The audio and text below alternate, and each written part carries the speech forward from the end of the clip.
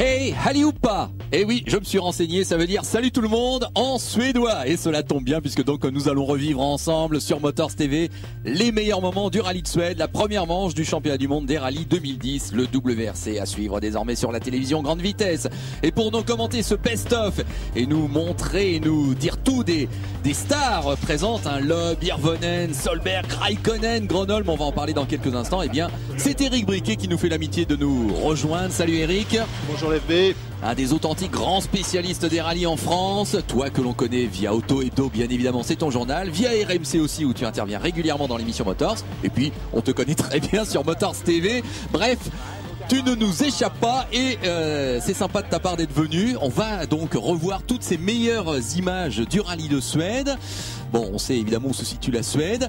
Conditions hivernales, hein, on est bien d'accord. Oui, pour une fois, et ça faisait vraiment plaisir parce que pendant quelques années, on disait que le rallye devait peut-être se dérouler bien plus au nord que cette ville de Karlstad qui se situe au centre du pays, pas très loin de Stockholm, 300 km environ. Et c'est vrai que là, on est dans une région où en principe, il y a moins de neige que plus au nord et on se posait la question de savoir si le rallye ne devait pas migrer. Et puis finalement, cette année, c'était parfait. En tout cas, plus de moins 20 degrés, hein, ou moins de moins 20 degrés, dites ça comme vous voulez, mais enfin vous avez compris, très froid. Et c'est ce que nous dit Sébastien Loeb. Il fait très froid ce matin.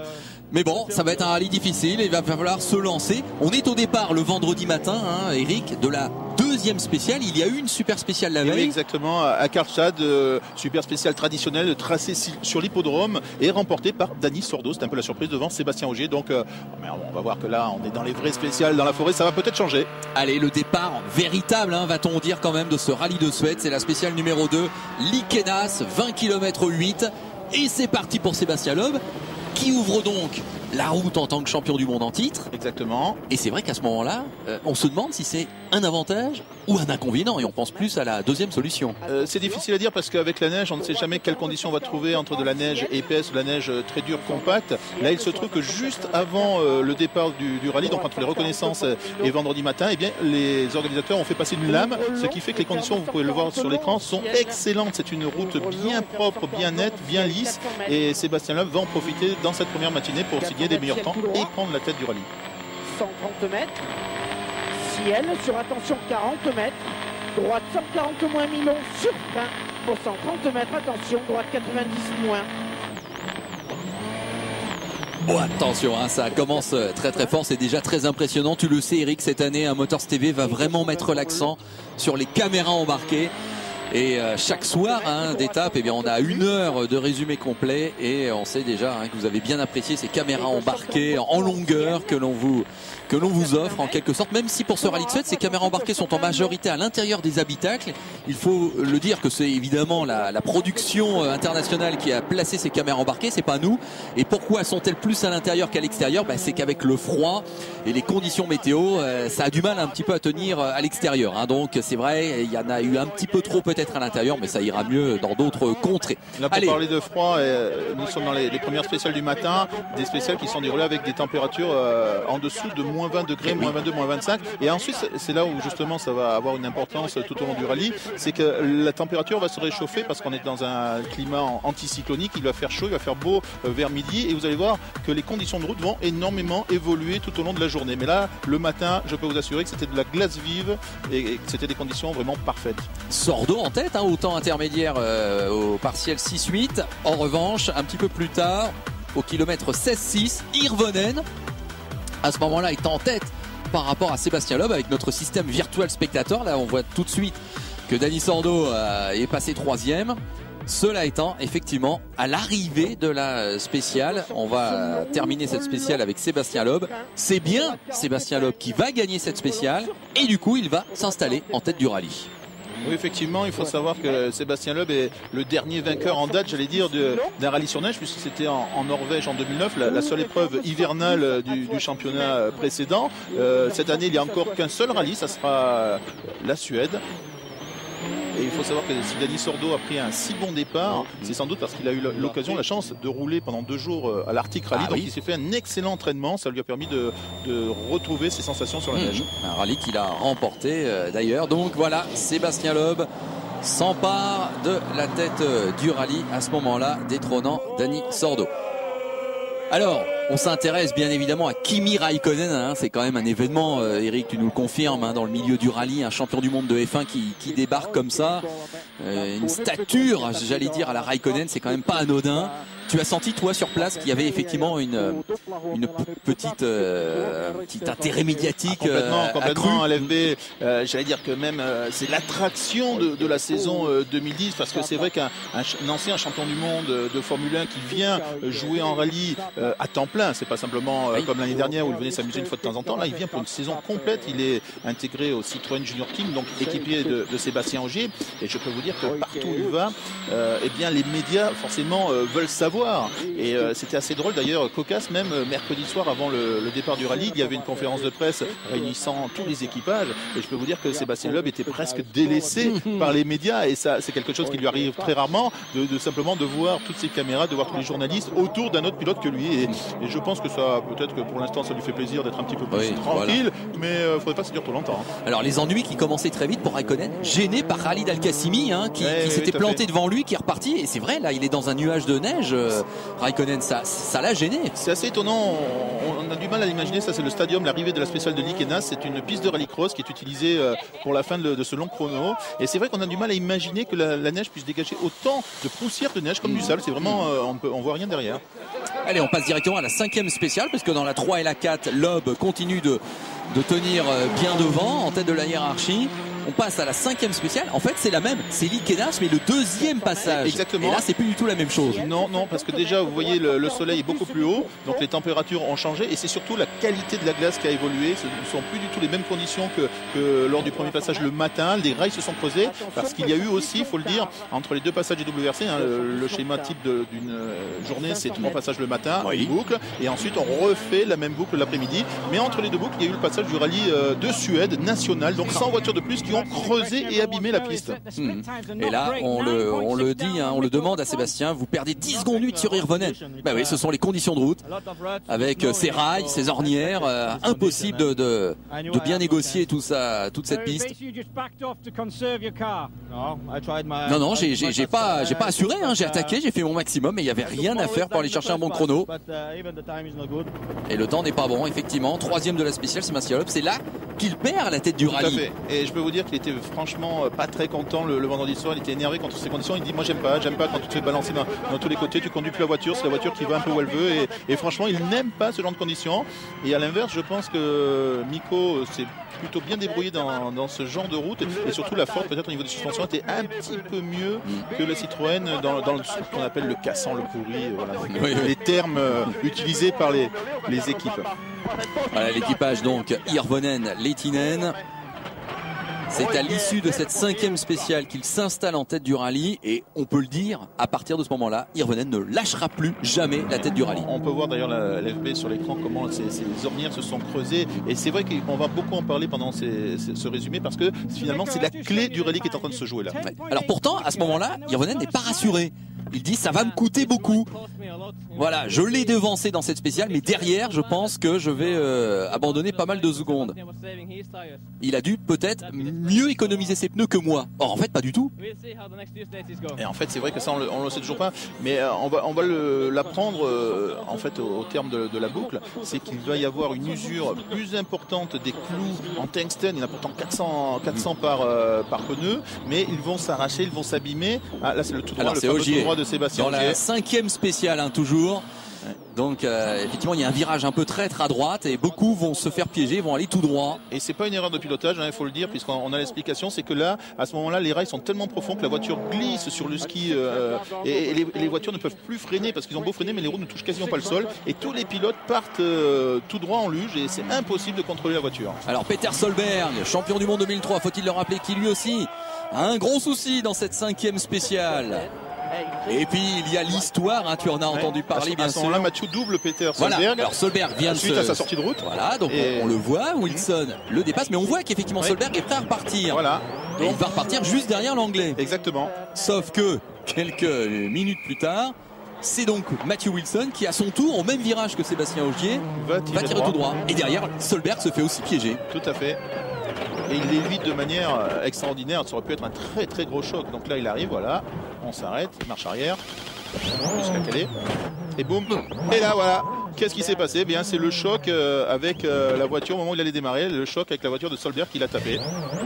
Alors c'est vrai que Wilson, à l'arrivée, on revoit cette image vue de haut. Wilson l'avait vraiment mauvaise et a accusé vraiment de manière assez acide Solberg. Il s'en sort bien parce qu'il l'a évité au dernier moment, ce qu'a dit son coéquipier. Ça aurait pu faire beaucoup plus mal et Peter a vraiment eu un très très bon réflexe en l'évitant.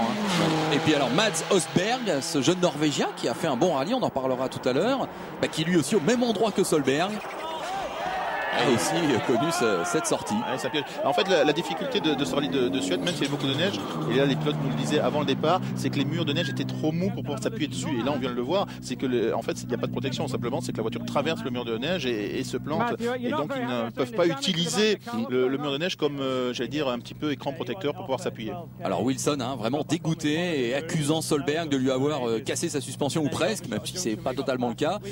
Mais bon, c'est vrai que je vois pas trop ce que pouvait vraiment faire Solberg, à part ne pas se faire piéger, mais comme tu l'as dit, avec ses ornières, c'est difficile de ne pas se faire piéger de toute façon. Sur le coup, il était peut-être énervé, mais moi je l'ai vu deux spéciales plus loin et il en souriait presque. C'était devenu une anecdote. Bon, il disait que j'ai quand même peut-être le train arrière un peu ouvert, mais de toute façon, je pense que ça n'aurait pas changé son classement. On sait que Mathieu joue plutôt entre 5 et 8. Et voilà, donc. Et pour Solberg, eh bien, c'est déjà quasiment la fin du rallye, puisqu'il a perdu 5 minutes et tous ses espoirs de finir sur le podium. Ouais, là, c'est sûr. Dommage pour Peter Solberg.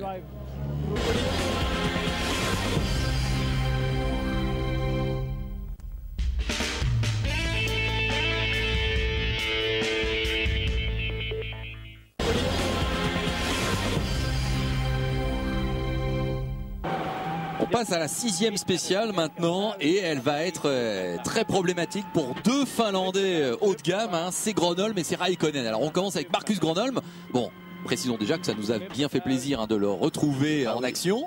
Lui, le recordman du victoire d'ailleurs au Rallye de Suède avec 5, en pleine forme, ouais. Tu l'as trouvé bien au niveau toujours aussi, humain, j'allais dire. Oui, toujours aussi sympa, toujours aussi affûté. Il n'a pas pris un gramme depuis qu'il a pris sa retraite. C'était fin 2007. Et toujours le même, toujours heureux de revenir sur les rallyes. On sent que ça lui manque. Ouais. En tout cas, problème électrique dans cette 6e spéciale et ça va lui coûter très très cher. Il va perdre plus de 10 minutes, 12-13 minutes même. Et à ce moment-là, il était en bagarre pour la 4e, 5e place. Il était pas très loin de Sébastien Ogier notamment. Donc ça promettait. Bon, peut-être pour un podium, ça aurait été difficile, mais parce qu'il faut savoir que c'est pas une voiture de dernier modèle de Ford Focus, c'est une 2008 et non pas une 2009. Mais bon, ça reste quand même une très belle voiture. Alors donc, un problème pour Marcus Gronholm qui lui coûte beaucoup. Et Raikkonen, ça va être la même chose, c'est même pire, il va perdre encore plus de temps, le double au moins. Les ennuis donc continuent pour Raikkonen. Alors c'est une image qui je suppose a vraiment fait le tour du monde. Kimi Raikkonen et sa pelle. C'est vrai que voir un champion du monde de F1 qui va mettre là les pieds dans la neige pour se déblayer littéralement, c'est assez incroyable. Mais ça c'est une vieille tradition, dans les rallyes scandinaves, les rallyes du Nord. Toutes les voitures ont une pelle, c'est obligatoire, c'est indispensable, on ne peut pas faire autrement. Et donc peut-être que ça donnera des idées aux pilotes de F1 d'avoir des pelles quand ils vont dans le bac à sable. En tout cas voilà, on est champion du monde de F1 et on met la main à la pâte. Et oui, parce que dans ces forêts, il n'y a pas forcément des spectateurs dans tous les virages et par moment, là on le voit, il faut se débrouiller uniquement par ses propres moyens et voilà, il s'en sort, il perd une vingtaine de minutes, mais c'est très compliqué parce que la neige sur les bas-côtés est très très molle. Je l'ai testé, moi aussi ça m'est arrivé dans un accès de rester un petit peu planté sur le côté et donc il n'y a pas d'appui. Dès que la voiture quitte la trajectoire de 20 ou 30 cm, c'est très mou et on ne peut plus s'en sortir. Même avec des voitures comme les WRC, des clous comme ils sont équipés.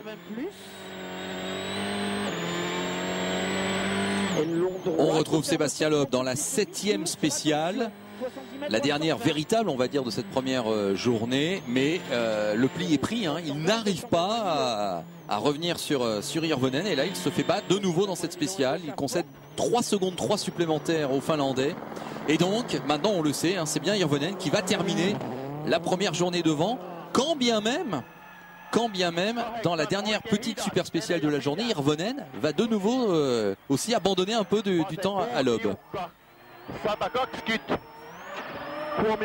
Puisque Hirvonen va perdre 2 secondes 2 dans la petite super spéciale d'1,9 km de Karlstad. Inhabituel de perdre autant de temps sur un parcours aussi court. Mais bon, on va dire, c'est pas illogique de voir qu'Hirvonen à la fin de cette journée va donc pointer en tête avec 6 secondes 2 d'avance sur Loeb. 10-6 sur Sordo. Et à ce moment-là, ce sont vraiment ces trois pilotes qui se sont installés avec peu d'écart entre eux, alors que derrière Latvala, à 31 secondes 7, on a le sentiment, on n'est déjà peut-être plus en lice pour aller chercher le podium. A priori, c'est Hirvonen, Loeb et Sordo qui vont se battre pour la victoire.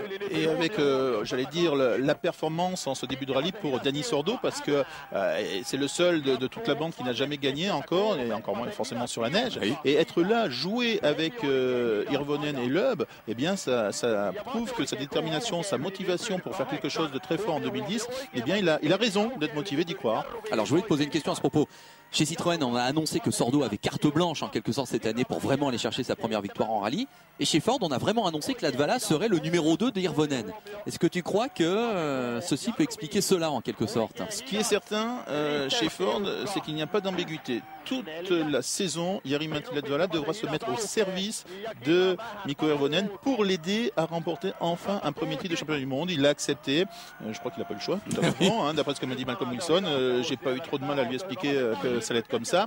Et c'est vrai que chez Ford, on ne veut pas répéter les erreurs commises l'année dernière où eh bien, ils ont laissé gagner Latvala en Sardaigne, notamment devant Hirvonen. Et peut-être que les 2 points pris à ce moment-là, eh bien, auraient pu servir à Mikko d'être champion.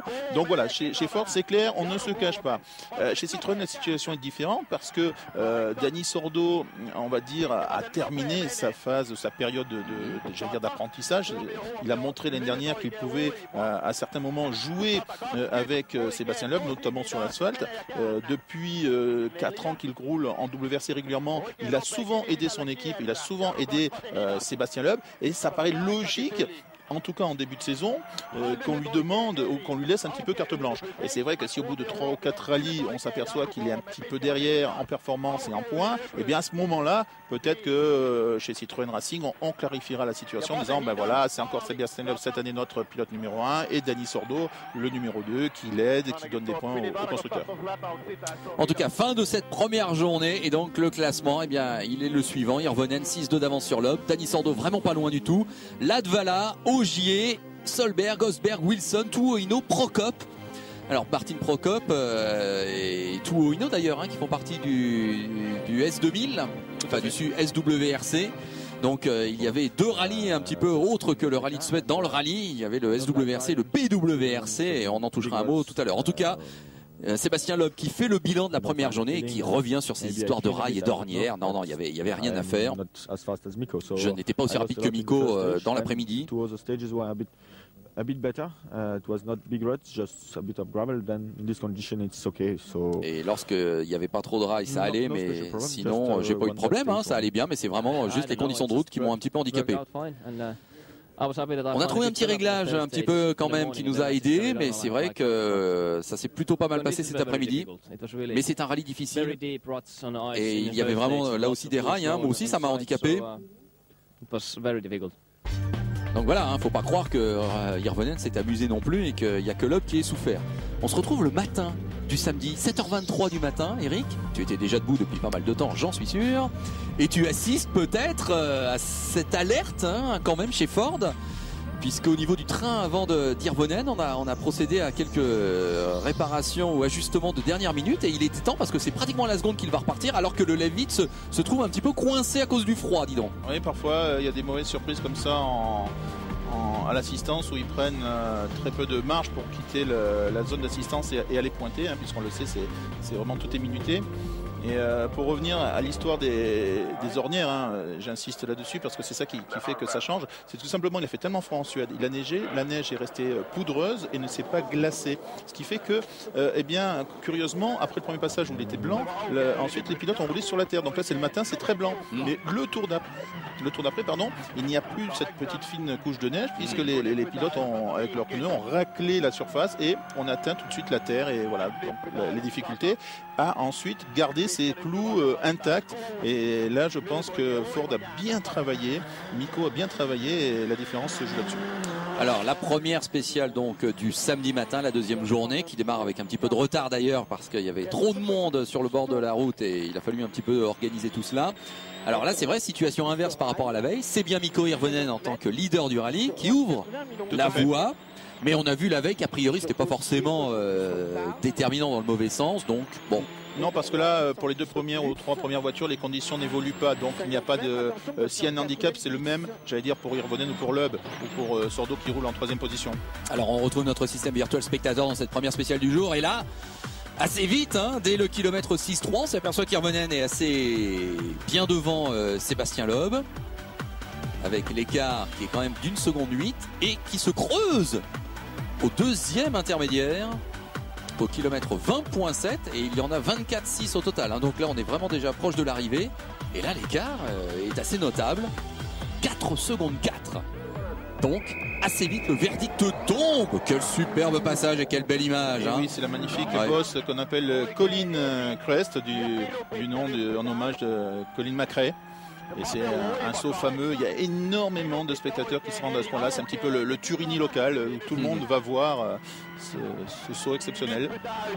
Et donc Mikko Hirvonen va remporter cette première spéciale du jour. Et donc il accroît en fait son avance de 4 secondes 6. Ça sera l'écart à l'arrivée de la spéciale. Ce qui fait que l'écart au général passe maintenant au-delà des 10 secondes.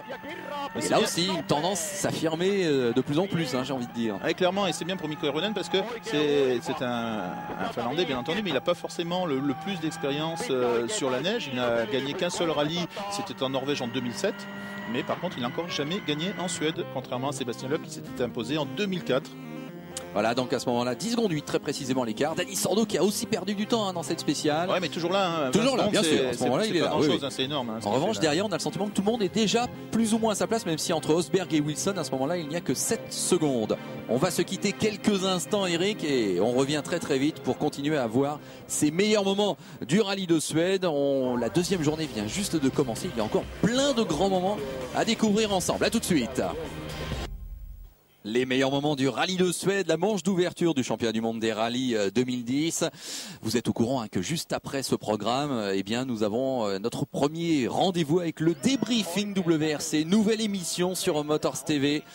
Avec nos partenaires de sport24.com, eh bien, c'est en studio, c'est une émission d'analyse, de débat, de commentaires, et c'est Olivier Quesnel qui est notre premier invité. Donc c'est juste après ce résumé, hein, c'est vraiment une programmation spéciale WRC, bien sûr. On est toujours avec toi, Eric Briquet, l'envoyé spécial d'Auto Edo, d'RMC, le grand spécialiste du rallye. C'est sympa d'être venu nous voir pour nous dire toi aussi comment tu as vécu ce rallye de Suède sur le bord de la route, car j'espère que tu y as été quelques fois. On va peut-être me voir là parce que j'ai fait l'arrivée de cette spéciale de Sagen justement. J'ai même eu peur qu'on l'annule parce qu'au bout de 40 minutes sans voir passer de voiture, je me suis dit ça y est, là il y a trop de monde et j'aurais été vraiment très déçu. Alors on est avec Marcus Gronholm, effectivement, c'est un beau moment qu'on a vécu ensemble la semaine dernière sur Motors TV puisqu'on vous a proposé cette 10e spéciale Sagen, le premier passage en intégralité avec Marcus Gronholm. Alors il l'a dit, hein, c'est sa spéciale préférée pratiquement de tout le championnat du monde. Exactement, et surtout du rallye de Suède qui est l'épreuve pour lui la plus magique, celle où on vraiment peut se faire plaisir en pilotage. Et cette épreuve n'a pas été reprise depuis un certain temps dans le rallye de Suède. Là, ça y est, c'est le retour en 2010. Hein. On le sait que maintenant les parcours sont de plus en plus ouverts. On fait un peu plus de route que lors des précédentes éditions. Et donc pour Marcus, Sagen, c'est sa spéciale. La preuve, c'est qu'il a appelé ainsi le restaurant qu'il a ouvert en Finlande dans la zone commerciale qu'il a créé. Il a créé un centre commercial complet chez lui à Espoo à côté d'Helsinki et le restaurant s'appelle Sagen. Ah bah écoute, c'est vraiment étonnant. Alors regarde, c'est là qu'il va atteindre la vitesse maximale. Je vous le dis, regardez, 86, 7, 8, 9, 90, voilà, 190 km/h sur la neige. C'est vrai qu'à la rigueur, on se rend pas compte, mais c'est incroyable. C'est vrai que ça paraît hallucinant parce que nous, dès qu'il neige, on est tous arrêtés au ralenti, alors que eux sont capables de rouler à très haute vitesse et même disent les pilotes avoir peut-être plus d'adhérence que sur la terre par moment, tout simplement parce qu'ils sont équipés de pneus à clous qui rendent la voiture comme une ventouse sur la neige, avec 400 clous en tungstène, le métal le plus dur qu'on puisse trouver. Et ce qui fait que quand on accélère ou quand on freine, eh bien, on sent que la voiture tient la route. Oui, donc ils arrivent à faire totalement abstraction finalement du revenant, parce qu'au niveau des sensations. Et ce que m'expliquait Sébastien Ogier, que j'ai eu la chance de côtoyer dans une séance d'essai sur l'Arctic Rally, eh bien, c'est qu'il suffit simplement d'anticiper, c'est-à-dire qu'on jette la voiture un petit peu plus tôt dans la courbe. Il faut vraiment être très précis et donner souvent un coup de volant bien avant la courbe pour que la voiture s'inscrive, glisse tout au long de la courbe. Donc c'est vraiment du pilotage, de la la glisse, de la danse. Il faut être en harmonie avec les notes du copilote, en harmonie avec les réactions de la voiture. Et beaucoup de pilotes sentent la voiture avec le bas du dos, avec les reins. C'est-à-dire qu'ils sentent les glisses uniquement en étant bien sanglés dans le baquet. Et c'est avec le dos, le bas des reins, qu'ils sentent les mouvements de l'arrière de la voiture, s'il se place bien ou pas. Intéressant. On aperçoit un petit peu le rapport engagé au niveau de la main droite de Marcus Grönholm. On voit, là il est en 5. 4-5, c'est beau. Hein. Et oui, formidable, bien sûr.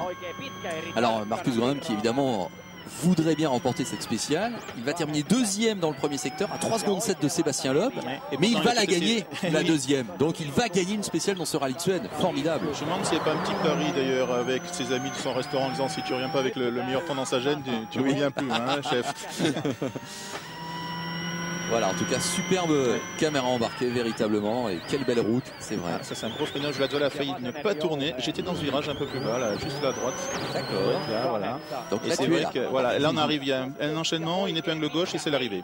Un très bon enchaînement. Et c'est là que Kimi Räikkönen se plante quelques minutes plus tard dans l'épingle gauche. À l'entrée, il arrive et boum. Belle épingle gauche. C'est fini pour ce chrono magnifique. Il y a un monde. Oui. Énorme, énorme. En tout cas, entre 5 et 10 000 spectateurs sur le dernier kilomètre.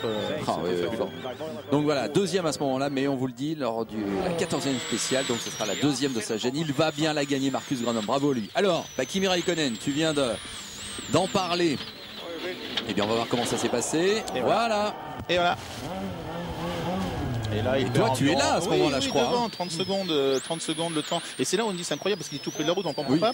Et c'est ce que j'expliquais tout à l'heure, c'est que dès qu'on met les deux roues sur le bas-côté, on tombe dans de la neige, je dirais presque comme du fèche-fèche quand on parle de désert de sable. Et c'est impossible, malgré les deux roues gauches sur la glace, il faut une quinzaine, une vingtaine de spectateurs alors qu'il est juste au bord. Hein, voilà.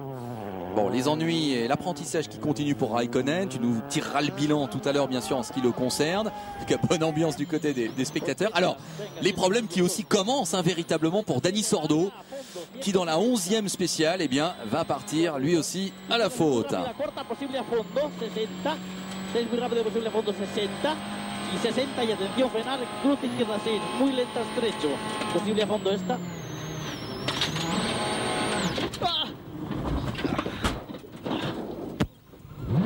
Voilà, le petit cri évidemment de frayeur. On sent que la voiture échappe.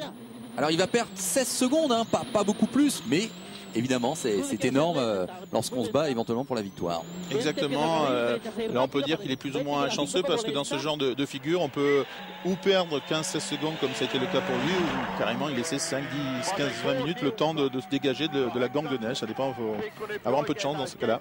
Donc on a pu avoir le sentiment à la suite de la première journée qu'il y avait 3 pilotes qui s'étaient détachés pour la victoire. Bon bah là à partir de ce moment là c'est sûr, Sordo ne se bat plus pour la victoire. Ça devient toujours, ça reste, il demeure ce duel Loeb-Hirvonen, mais toujours à l'avantage d'Hirvonen. Oui, c'est le fameux duel qu'on avait déjà vu l'année dernière en 2009 entre les deux meilleurs pilotes du moment, à savoir Sébastien Loeb et Mikko Hirvonen. Sébastien Loeb, 35 ans, 6 fois champion du monde, et Mikko, 29 ans et challenger numéro 1 qui se rapproche. Il est très très motivé pour faire quelque chose cette année.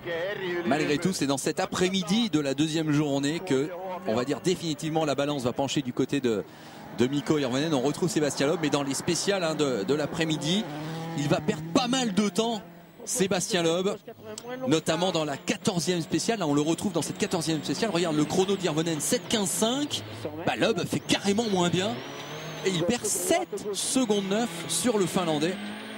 Et à ce moment-là, l'écart est pratiquement de 15 secondes au classement général. Et là encore, une explication technique, à savoir que tous les pilotes avaient embarqué deux pneus neufs, 2 roues de secours dans l'habitacle. Et Mikko Hirvonen a décidé de les changer une spéciale plus tôt que Sébastien Loeb. Et c'est peut-être ça qui a fait la différence. Donc il a changé immédiatement, alors que Sébastien Loeb a parcouru plus de distance. Et quand il a retrouvé pneus neufs à l'avant et pneus usés à l'arrière, et bien la voiture était totalement incontrôlable, très déséquilibrante. Et chez Ford, on avait vraiment fait des essais pointus. Dis-nous ce qui se passe là. Pourquoi Dani Sordo s'arrête-t-il et pourquoi Marc Marty sort-il précipitamment? Eh bien, il va enlever une petite trappe en plastique à l'avant de la voiture qui, en fait, cette trappe se met sur le routier pour éviter qu'il y ait trop d'air froid refroidisse le moteur parce qu'il roule lentement. Et pour éviter que le moteur, parce qu'il y a deux modes, j'allais dire, de circulation, il y a en spécial et sur le routier. Et donc avec cette petite réglette en plastique devant le radiateur, ça évite au moteur de trop refroidir sur le routier. Mais en revanche, quand il est utilisé en spécial, le moteur tourne plus vite, il est donc plus chaud, donc il faut qu'il y ait plus d'air pour le refroidir. Et là, cette réglette n'ayant pas été enlevée avant le départ, eh bien le moteur a chauffé.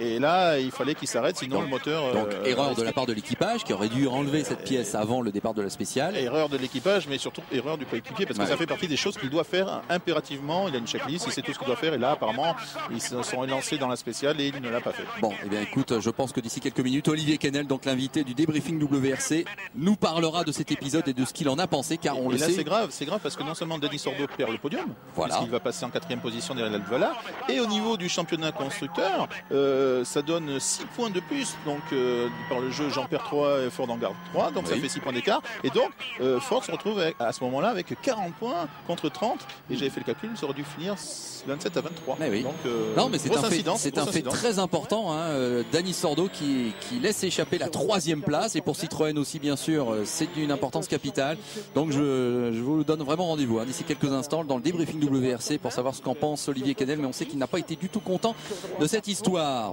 On retrouve Sébastien Loeb, on est maintenant dans la 15e spéciale. Il en reste encore 2, on va dire, dans cette deuxième journée, mais la dernière, c'est encore une super spéciale, donc c'est la dernière véritable. Et il va reperdre pas mal de temps, il perd 8 secondes 2 de nouveau sur Hirvonen. Donc là, vraiment, les paquets de secondes s'échappent pour Sébastien. C'est à ce moment-là où lui avait passé ses pneus neufs à l'avant, mais ça n'a pas fonctionné. L'arrière glissait beaucoup trop, les pneus étaient trop usés à l'arrière et l'équilibre de la voiture n'était pas bon. Et donc c'est sur une stratégie, un choix que s'est joué finalement le rallye entre Mikko et Sébastien.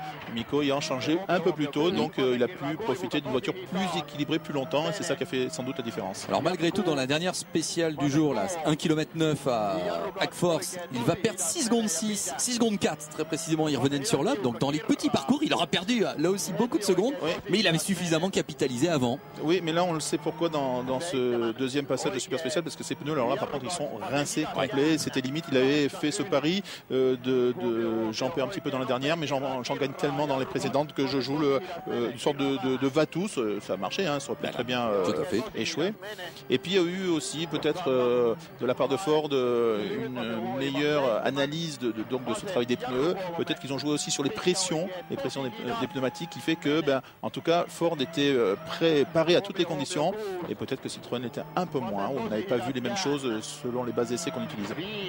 Dans cette fin de deuxième journée, on va quand même signaler que Martin Prokop va gagner la dernière super spéciale du jour. Donc officiellement, ils n'auront été que 6 pilotes à gagner une spéciale: Loeb, Hirvonen, Latvala, Sordo, Gronholm et Prokop. Après tout, champion du monde junior en 2009, Martin Prokop, le Tchèque, qui roule sur une Super 2000, une Ford Fiesta, toute nouvelle voiture.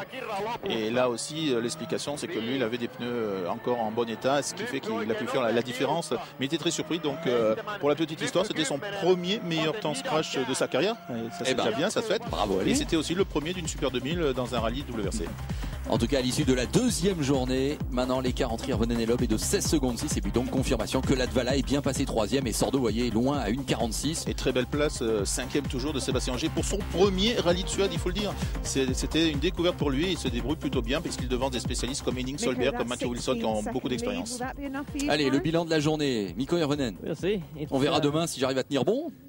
Il y a encore, je ne sais pas combien il y a de spécial, plus de 100 km je crois. Il n'est pas tout à fait sur des chiffres d'ailleurs. Mais bon, j'ai une bonne avance, c'est vrai. Et aujourd'hui, satisfait de votre performance du réglage de votre voiture? Malgré tout, ces boucles, c'est vrai que ça détériore tellement la piste, c'est vraiment dommage, ça a été très frustrant. Mais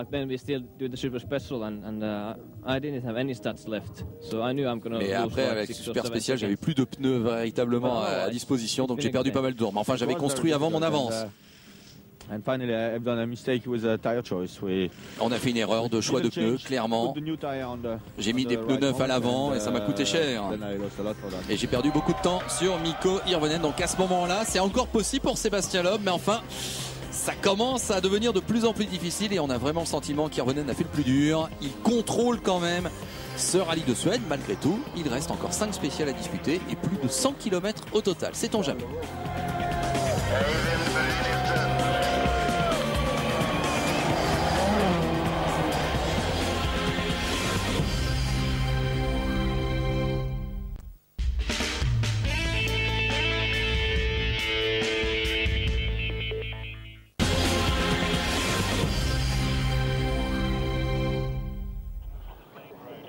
Eric, la journée de dimanche commence par une grande spéciale de 21 km 8, mais regarde, le classement évolue à peine, c'est quasiment un statu quo.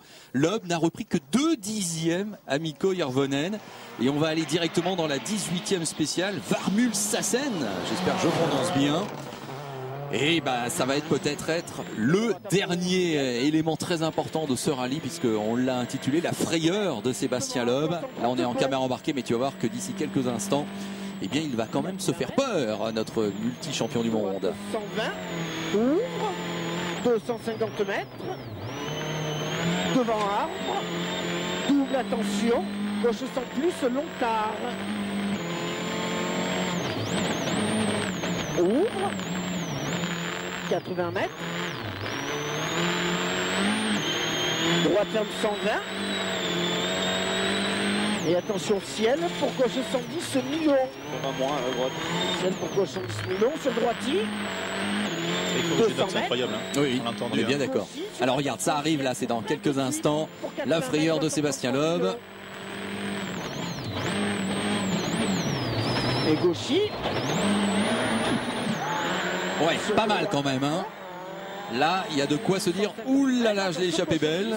Oui, et surtout, c'est que il a la réussite parce que la voiture ne repique pas. Parce que souvent, quand on tape de l'arrière, ça fait pivoter l'avant de la voiture. Et l'avant, du coup, plonge dans le mur de neige et reste planté. Ça, c'est une figure classique du tête à queue en Suède. Et lui, il a de la chance, c'est que derrière, j'allais dire, ça ouvre, ou en tout cas, le virage est dans le bon sens. Ce qui fait que la voiture juste tape de l'arrière, mais il ne va pas se replanter par l'avant. Et il peut continuer, il perd quelques secondes. Mais là, je crois que Sébastien Loeb a compris qu'il était sur le carton jaune et pas le carton rouge, et qu'à ce moment-là il s'est dit que les points devaient être assurés, une deuxième place devait être assurée, 18 points c'était mieux que 0, il fallait surtout pas abandonner ou perdre des places sur ce rallye. Et oui, dans cette spéciale, donc il se fait battre, hein. C'est assez logique par Järvonen, il abandonne 7 secondes 3, donc là l'écart est vraiment important et il va nous le dire, hein, tout de suite en réaction à l'arrivée de la spéciale. Eh bien, stop, on arrête là. Je décide d'arrêter d'aller chercher Järvonen. Ça n'est plus possible. Voilà. J'arrête d'aller le chercher. Je n'ai aucune chance. J'étais à la limite. Et lui, il ne fait aucune erreur. Il va aussi vite que moi et même plus. Je préfère assurer la deuxième place. Et oui, Sébastien a bien vu qu'il avait pris que 2 dixièmes dans la spéciale précédente, donc c'est excellent. Mais ça peut être aussi un coup de bluff et il s'y attendait peut-être pas. Mikko qui lâche ça. Ouais. Allez, on passe en revue le détail de tout le monde. Kimi Räikkönen, 30e finalement du rallye. Beaucoup de problèmes et de difficultés, mais enfin, il est à l'arrivée. Oui, il a perdu tellement de temps sur les spéciales de sortie de la route, donc ça pouvait pas être autrement. Déception également pour Marcus Grönholm qui perd 10 minutes sur un problème mécanique, puis encore 7 minutes sur une crevaison. Mais point de vue vitesse, il est toujours là, il est toujours dans le coup, 41 ans. On le reverra cette année? On aimerait bien et c'est pas impossible. Bon, bah écoute, on peut pas l'annoncer certifié, mais je serais pas surpris de le revoir. Bon, alors un petit coup d'œil du côté du PWRC. C'est Patrick Flodin qui s'impose avec sa Subaru. Un Suédois qui était invité par la fédération. Il avait une wildcard pour venir ici en Suède. Il n'a pas de budget pour continuer la saison, mais il aimerait bien que cette victoire l'aide à trouver des sponsors. Et puis du côté du SWRC, donc le Super 2000, c'est PJ Anderson qui s'impose avec sa Skoda et qui a bien dominé. Oui, tout à fait. Ah oui, il a été de loin le meilleur. Lui aussi, il est comme son compatriote Flodin à la recherche d'un budget pour continuer sa saison. Pour l'instant, c'est un coup unique, un sponsor qui l'a invité à faire ce rallye et il mériterait de poursuivre dans ce tout nouveau championnat S2000. C'est la semaine prochaine que sur Motors TV, on vous proposera Rally World et vous saurez tout sur ce SWRC et ce PWRC dans le cadre du Rallye de Suède. On détaille le top 10, donc Anderson 10e, Peter Solberg 9e. Et oui, déception, il est arrivé avec tellement d'envie de réussir. Pour lui, c'est peut-être la dernière chance de réussir de nouveau à être champion du monde. C'est le dernier champion avant Loeb, il aimerait être le nouveau champion après Loeb, mais très fatigué, il a bossé comme un fou pendant 3 mois pour monter son truc, il est arrivé épuisé sur ce rallye et malheureusement ça n'a pas marché. Mats Rosberg, bravo, moi j'ai envie de jeune dire. Norvégien, jeune espoir norvégien avec une vieille Subaru 2007. Il avait une 2008 mais il ne l'aimait pas, donc il a ressorti cette voiture. Peut-être pour sa dernière apparition avec cette voiture, il pourrait passer dans le plan des S2000. Matthew Wilson se classe finalement 7ème. J'ai envie de dire, ça me semble bien.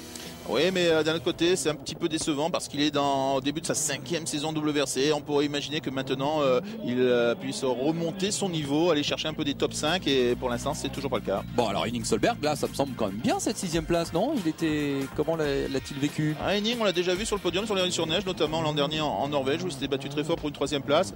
Là aussi, c'est quand même pas extraordinaire pour un pilote, j'allais dire, plutôt habitué à ce genre de conditions. Donc, petite déception. Bon, bah alors je suis sûr quand même que tu diras que la 5ème place de Sébastien alors là, elle est bonne. Là, pour moi, c'est l'un des exploits, c'est peut-être même l'exploit de ce rallye, cette 5e place pour le jeune Français qui a une très faible expérience. Hein. C'est seulement sa 2e saison, il débute sa 2e saison WRC, il n'avait jamais fait le rallye de Suède contrairement à ses adversaires, donc il découvre les spéciales et terminer 5e sans faire de faute, c'est très très beau. Dani Sordo finalement donc 4ème, beaucoup de regrets là aussi, hein, j'imagine, dans et ce oui, rallye. il avait peut-être une place sur le podium, une médaille de bronze, hein, puisque c'est l'époque des Jeux Olympiques et on est sur la neige. Malheureusement, un incident l'a privé de ce podium, mais attention à Dani Sordo cette saison.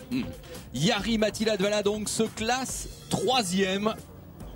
Il a certes profité, oui, il a certes profité des problèmes de Sordo, mais c'est vrai qu'il a été assez solide. On lui a demandé d'assurer des points, d'être derrière, de ne pas faire de faute, de terminer le rallye.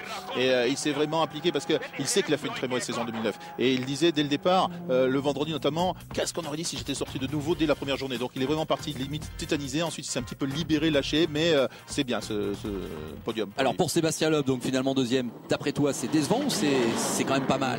Non, finir 2ème aujourd'hui dans un rallye championnat du monde, ça reste toujours une grande performance, surtout sur un terrain qui n'est pas forcément le plus favorable. Les derniers affrontements, que ce soit en Finlande en août dernier ou bien le rallye de Norvège l'année dernière, eh bien, avaient tourné en faveur de Sébastien Loeb, mais pour quelques secondes face à Mikko Hirvonen. Là c'est Mikko Hirvonen pour une poignée de secondes, donc on sait qu'à chaque fois ça joue à pas grand chose. Là ça s'est joué sur l'usure des pneus, sur une stratégie de pneumatique, ça se joue pas vraiment sur la vitesse pure, donc assuré sur la fin 18 points parce que c'est le nouveau barème comme en F1. Façon F1, 25, 18. C'est trop important, il est obligé d'assurer et de terminer finalement 2ème. Mais ça c'est la stratégie de Sébastien Loeb. Hein. Quand il voit qu'il ne peut plus gagner, c'est-à-dire qu'il part toujours pour gagner, mais à un moment donné, quand il ne voit que la victoire est impossible, sauf à prendre des risques énormes, eh bien il assure. Donc c'est vraiment une intelligence de course phénoménale. En tout cas, il a été très fair-play et il rend hommage à Hirvonen en disant qu'il a fait un rallye superbe, qu'il mérite sa victoire et qu'il n'y a rien à dire. Bravo Hirvonen, j'ai bien apprécié ce discours de Sébastien Loeb. Tout à fait. Et il sait que tout au long de la saison, ça va être très très dur. Mikko Hirvonen donc, première victoire en Suède, il n'avait jamais gagné ce rallye de Suède. Il est l'un des rares pilotes maintenant à avoir gagné tous les grands rallyes rapides, j'allais dire comme la Finlande, comme la Norvège, maintenant la Suède, 29 ans. C'est déjà un pilote aguerri en WRC puisqu'il a été pilote officiel d'abord chez Subaru, ensuite il est repassé par la case privée et puis Malcolm Wilson est allé le chercher pour seconder Marcus Gronholm en 2006 et 2007 et depuis eh bien, il est devenu le numéro 1 de l'équipe et il s'affirme 2008, 2009. C'est un pilote qui progresse, j'allais dire régulièrement, il n'est pas arrivé d'un coup comme ça, comme une météorite venue de notre planète, mais chaque année il va de plus en plus vite et puis il a compris ses erreurs du passé, il les a analysées, il a vu ce qui lui avait manqué lors des rallyes précédents ou pourquoi Sébastien Loeb avait gagné, donc il s'est fait vraiment un tableau sur chaque rallye, là il faut faire ci pour gagner, là il faut faire ça, et il a expliqué que par exemple il n'a pas tergiversé le vendredi pour changer de réglage en disant est-ce que je le fais, est-ce que je le fais pas, il a dit tout de suite ça va pas, je change de réglage, donc il est vraiment devenu bien plus mûr, bien plus sûr de lui. Pareil pour ses choix de pneus, il ne s'est pas collé à la tactique de Citroën et de Loeb parce que jusqu'à présent ils avaient l'air de dire ah c'est eux les meilleurs, ils se trompent jamais, on fait comme eux. Là non, c'est lui qui a anticipé son changement de pneus et ça lui a coûté. Donc j'allais dire il coupe le cordon et il s'affirme vraiment comme un pilote de très haut calibre. Bon, mais ton analyse est vraiment très intéressante. 12 victoires. Voilà, 12e victoire dans sa carrière en championnat du monde. Ça commence à ressembler à quelque chose, on est bien d'accord. C'était son 99e départ, hein, tu as vu, donc il fêtera son 100e départ au Mexique. Ça sera un chiffre symbolique, là aussi intéressant. Et puis tiens, tant qu'on est dans les chiffres, on en profite pour, avec un petit peu d'avance, souhaiter un bon 36e anniversaire à Sébastien Loeb. C'est le 25 février. Tout à fait. Ouais, donc voilà. C'est pas tout à fait la même génération que Mikko Hirvonen, mais là on a deux superbes champions face à face et ça va durer jusqu'à la fin de l'année, on l'espère bien évidemment. Et on peut imaginer que pour les autres rallyes sur Terre, eh bien, des pilotes comme Sordo, Latvala viendront se mêler encore plus à la bagarre avec un Peter Solberg bien entendu aussi sans doute capable de mettre son petit grain de sel dans la hiérarchie. Voilà les derniers mètres pour Mikko Hirvonen. On est dans la dernière spéciale et ça doit toujours être un moment un petit peu spécial lorsque le pilote passe et franchit. Voilà, l'arrivée, c'est là, il a gagné. Il reste assez sobre, mine de rien, dans sa célébration juste d'après rallye. Mais il va quand même poser pour les photographes, bien sûr. Et il y a 2 ans, à cet endroit même point stop, c'était Jari Matiladvala qui avait remporté sa première victoire. Donc toujours Ford, vainqueur de ce rallye de Suède depuis 2 ans. Donc un gros et beau champion, Mikko Hirvonen, qui démarre sa saison 2010 de la meilleure des façons avec une victoire et qui donc va marquer 25 points et en possède donc maintenant 7 sur Sébastien Loeb. On a changé le barème des points, vous le savez, pratiquement à la veille du rallye. C'est façon F1 maintenant, alors qu'il y a encore 15 jours, on ne le savait pas. Et ça a été validé par les 2 équipes, Ford et Citroën, qui ont dit oui, ça nous va. Alors, pourquoi avoir changé ce barème de points? À quoi ça sert? Simplement, ça donne un petit avantage supplémentaire, pas énorme, mais un peu mieux à une victoire. Oui, donc ça motive pour aller chercher une victoire, ça donne plus d'écart. Voilà, donc l'intérêt de ce changement de barème de points. Première réaction de Mikko Hirvonen. C'est donc vous le vainqueur, qu'est-ce que vous ressentez? C'est fantastique, absolument fantastique. Je suis vraiment très content. Ça a été tellement délicat pour les pneus, notamment dans cette dernière spéciale. J'avais vraiment peur, mais bon, tout a tenu et je gagne. C'est un nouveau Mikko Hirvonen éventuellement qu'on a vu pendant ce rallye de Suède? Peut-être. En tout cas, c'est un début parfait pour la saison. C'est génial, bien sûr, de commencer l'année comme ça. J'ai une année de plus d'expérience, j'ai peut-être compris d'autres choses et je suis prêt au combat. Voilà, donc l'écart final c'est 42 secondes 3. Loeb a bien lâché en fin de rallye. Ça n'avait plus. Voilà, Latvala, Sordo, Ogier formidable. Et puis le reste du top 10 qu'on a détaillé. Donc voilà les points 25, 18, 15, 12, 18, 6, 4, 2, 1. C'est ça le barème. Donc c'est évidemment équivalent au classement de ce rallye de Suède pour cette première épreuve. Le retour triomphal, bien sûr, c'est toujours une image sympa à l'assistance avec l'équipe qui va fêter son champion. Et là nous sommes encore sur l'aéroport d'Agfors, c'est un petit bled paumé en plein cœur de la Suède, à environ 80 km au nord de Karlstad. Et ensuite il y aura encore un petit routier pour aller jusqu'au podium final, mais bon, à ce moment là il ne doit plus rien se passer. Confirmation de ce que tu nous disais, 10 points d'avance mine de rien pour Ford face à Citroën. Et oui, et ça compte, sans le problème de Sordo, ça aurait fait que 6 points, ou même pas 27-23, 4 points. Donc en 20 secondes, Eric, le Mexique, que faut-il en attendre? Que faut-il en penser déjà? Une réaction de Citroën, ça c'est sûr. En plus, Seb Loeb a toujours été performant depuis la première édition en 2004. Et il a toujours été en position de gagner où il s'est imposé. La difficulté de ce rallye, c'est tout simplement il se déroule, déjà il fait chaud, mais surtout il se déroule à une altitude assez élevée, plus de 2000 mètres, où sans oxygène ou moins d'oxygène, les moteurs perdent beaucoup de leur puissance. Donc il faut vraiment trouver ce qu'il faut pour que la voiture soit adaptée aux conditions. Bon, j'espère en tout cas que tu seras en mesure de revenir avec nous commenter les meilleurs moments du rallye du Mexique. Les infos c'est sur wrc.com, c'est aussi sur motorstv.com et on se quitte là, mais